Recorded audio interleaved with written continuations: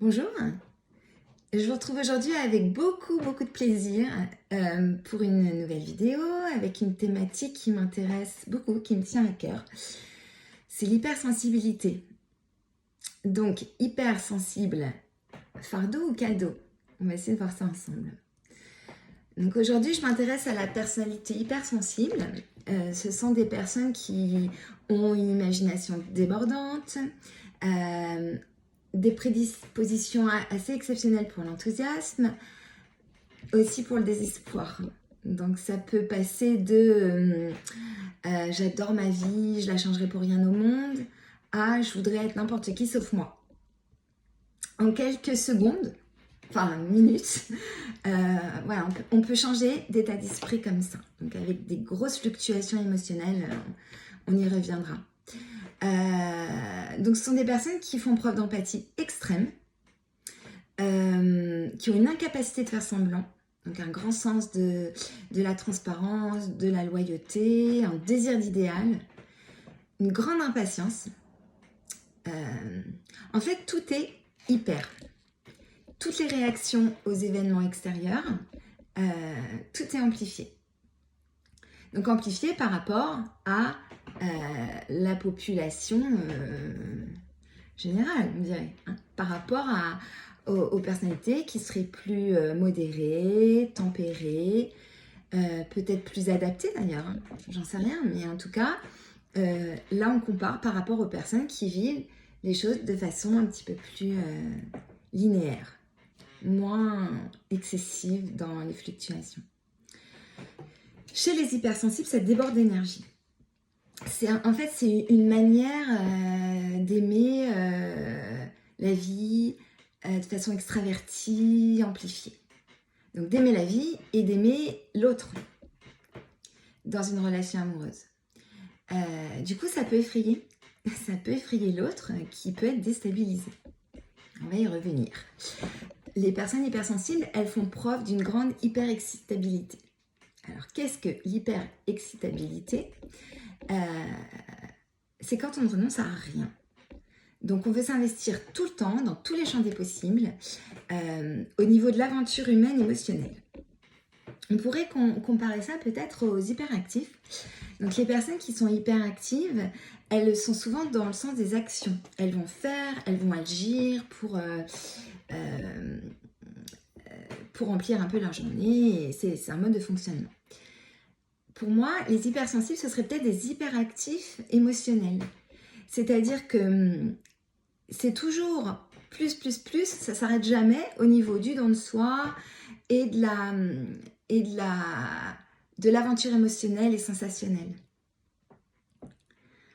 C'est la passion, hein. C'est s'investir de façon passionnée, avec un élan au niveau de tous les sens, d'absolu dans tous les domaines.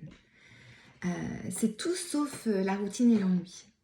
Une vie entière. Donc les hyperactifs au niveau de l'action et les hypersensibles, c'est au niveau de la vibration, on pourrait dire. C'est exactement ça. Personnalité entière et excessive. Alors on pourrait dire, bah super, on pourrait les envier, ces personnalités hypersensibles, en disant quelle chance de vivre la vie de façon si intense. Et pourtant, les hypersensibles souffrent. Et l'entourage aussi peut souffrir. Là où le partenaire et l'entourage peut-être plus éloigné, oui, on peut souffrir. Parce que trop, c'est trop. C'est un tourbillon, un ouragan émotionnel qui ne s'arrête jamais. Et comme on aimerait appuyer sur pause pour que les pensées s'arrêtent, pour que les ressentis s'arrêtent, mais c'est pas possible. C'est impossible d'appuyer sur pause. Il n'y a pas de baguette magique. Du coup, ça fatigue, ça épuise. Parce que, bien évidemment, les hypersensibles, comme ces personnalités ressentent tout plus, il peut y avoir des réactions très explosives. Au niveau de la colère, au niveau de la tristesse. Donc, ça se manifeste, puisqu'on ne peut pas camoufler. Donc, l'autre peut être très déstabilisé. Il peut y avoir des fluctuations d'humeur aussi, dues aux grandes implications dans tout ce qui se dit. Si dans une conversation, des choses, je suis un peu écorchée vive, et des choses me blessent ou me perturbent, bien tout de suite, ça se ressent, je ne peux pas camoufler. Et puis comme je fais preuve de grande empathie, du coup, si je ressens la souffrance de l'autre, bah, je la ressens dans tout mon être, tout mon cœur, et je peux être anéantie. Donc je peux être anéantie quand je vois un SDF dans la rue, je peux être anéantie quand je vois un film qui me touche particulièrement. Voilà, donc ça... Ce sont souvent des êtres qui pleurent facilement. Et l'entourage malveillant, bien sûr, l'entourage malveillant peut qualifier ça de sensiblerie. Je déteste ce mot sensiblerie, qui est un mot condescendant et qui ne veut absolument rien dire. L'émotion, c'est la vie, on est d'accord. Les humains, nous sommes tous des êtres d'émotions. Les émotions qui sont plus ou moins exprimées, mais elles sont là, les émotions, bien sûr. Donc tout ça, ça peut vexer, ça crée un décalage, un profond chagrin. Les hypersensibles, ils auraient une hyper conscience du monde qui du coup donne une certaine gravité, tout sauf de la légèreté. Alors si la légèreté un peu comme ça superficielle, dans les éclats de rire, dans la joie qui se manifeste, mais avec une profondeur psychique assez, quelquefois assez sombre et triste. Passagèrement, bien sûr. Au niveau de la relation amoureuse, les hypersensibles, ce sont des personnalités un petit peu exigeantes, on dirait. Parce qu'en fait, elles ont beaucoup d'attentes, d'envie, donc besoin de tendresse, de câlins, d'intimité sexuelle, de messages, d'échanges intellectuels. Il faut qu'elles soient nourries, ces personnalités-là, énormément au niveau intellectuel, spirituel, émotionnel, sexuel, sensuel. C'est une sorte de grosse puissance, en fait. Donc, bien sûr, c'est difficile pour l'autre de suivre sur le chemin. Alors, c'est pas un chemin du trop, je dirais que c'est un chemin du plus. Du plus plus. On va essayer d'être positive, de voir ça comme du plus plus. Et puis, il faut être clair, hein, et c'est aussi pour ça que je publie cette vidéo aujourd'hui. C'est que je pense que quand on a une personnalité hypersensible, on ne peut pas un jour devenir quelqu'un de modéré. C'est pas possible. Si on aspire à ça, on sera toujours sur le chemin de la déception. Et tant mieux, on est tous différents et heureusement, c'est ce qui fait que l'être ici est si passionnant et que ce monde est si vivant et rempli d'intensité. En revanche, ce que l'hypersensible peut faire, c'est l'apprivoiser, son hypersensibilité.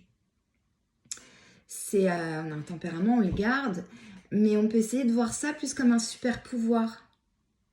Plutôt que d'être gêné quand on vit des situations et qu'on sent que son émotion est excessive, elle n'est pas adaptée. Elle n'est pas adaptée parce que c'est pas le moment ou de pleurer ou... Et ben je l'accueille quand même et je me dis que c'est un super pouvoir. Hein. C'est pas une fragilité. C'est pas une fragilité. C'est important de le noter.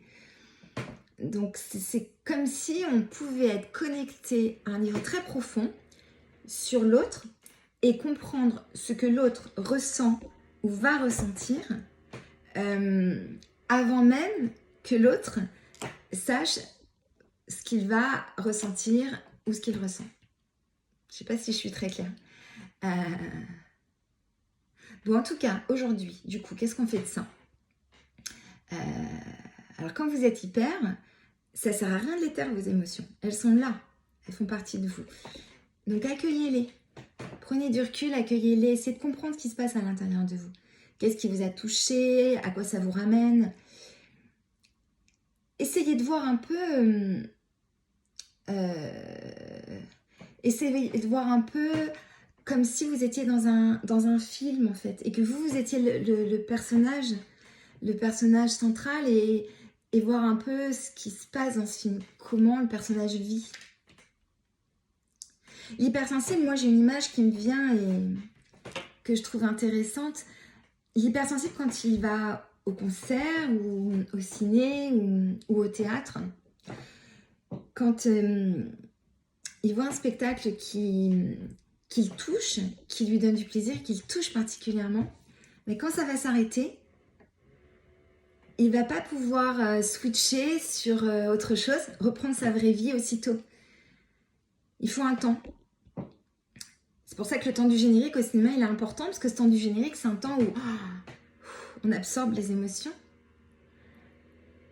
Il y a des gens, dès que le film est terminé, qui se lèvent et qui vite vont reprendre leur voiture pour éviter les bouchons, même en province. Ou surtout, je sais pas, au concert, par exemple, quand c'est dans un festival, l'hypersensible, il va ressentir la musique, tout ça, et quand ça s'arrête, il a tellement donné, il a tellement communiqué son énergie positive, son enthousiasme, que il faut un temps pour digérer ça. Alors qu'il y a des tas de gens qui vont vite changer de scène pour être bien placés pour le prochain concert. L'hypersensible, il ne peut pas faire ça. Alors, fardeau ou cadeau? Moi, je dirais, voyez votre vie un peu comme de l'art, en fait, comme un spectacle de vie, et dites-vous bien que l'intensité de l'émotion, c'est les couleurs de la vie, du spectacle. Donc même si vous vous sentez en souffrance décalée, je vous rappelle, voyez ça comme un super pouvoir. Alors fardeau cadeau, je sais pas si j'ai répondu. En tout cas, j'espère que je vous ai éclairé. N'hésitez pas, cette vidéo, à la partager avec les personnes qui partagent votre vie aussi, parce que ça peut aussi les aider à comprendre. Voilà, n'hésitez pas à liker, à me faire vos commentaires que j'apprécie beaucoup. J'essaie vraiment de répondre à tout le monde, de lire attentivement vos témoignages. Vous pouvez m'écrire plutôt en privé si vous le souhaitez. Donc je vous rappelle mon email, c'est virginie.verdois, VERDOIS, .psychologue, au singulier, @gmail.com. Je me ferai un plaisir de vous répondre. Et bien en attendant, continuez à vivre votre vie avec beaucoup d'intensité. À bientôt.